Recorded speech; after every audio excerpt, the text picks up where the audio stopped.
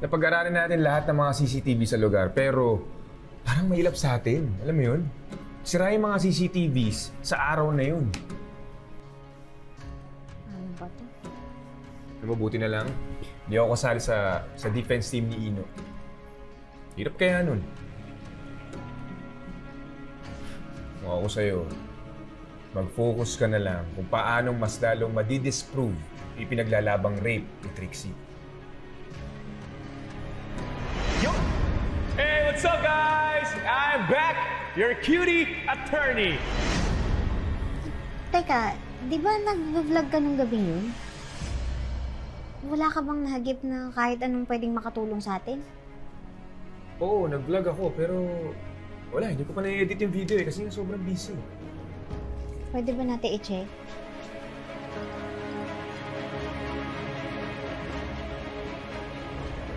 Ay, paki-rewind nga dun. Bakit? Basta i-rewind mo. Naku, Oh. yun naman yung dagat, oh. Nakaka-relax at ang kanilang mga cottages ay napakaganda. Wow, kaya naman samahan niyo ako. It's beach time! Let's go! Yari ka.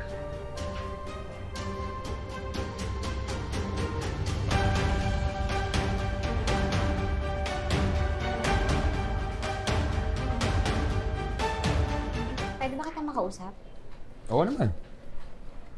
Teka, sandali. Parang seryoso na mukha mo ah. Yung tungkol sa video. Sa video? Okay na yun. Naka-ready na yun. Safe na yung ebidensya natin. Alam mo, hindi ko akalain na maiisip mo yun eh.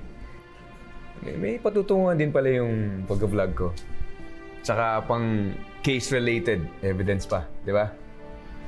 Pwede bang wag na nating ilabas yun? Wag na natin gamitin sa court? Ano? Naisip ko kasi, hindi naman natin gawa-gawa yung video. Hindi rin naman kasi nungalingan yung laman nun. Pero, hindi rin naman nun sinasabi kung ano talaga yung buong nangyari sa loob ng kwarto eh. Well, I guess, naawa ka sa kapatid mo. Because that video could lead na pwede nilang sabihin na with consent yung ginagawa nila sa loob. Hindi ko alam, Kurt.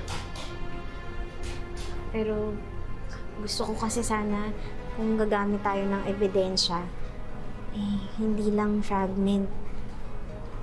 Gusto ko sana yung buo. At hindi yung tayo lang yung mag-iisip sa kung ano yung kasunod na nangyari batay sa kung sino yung pinapanigan natin. Sa bagay.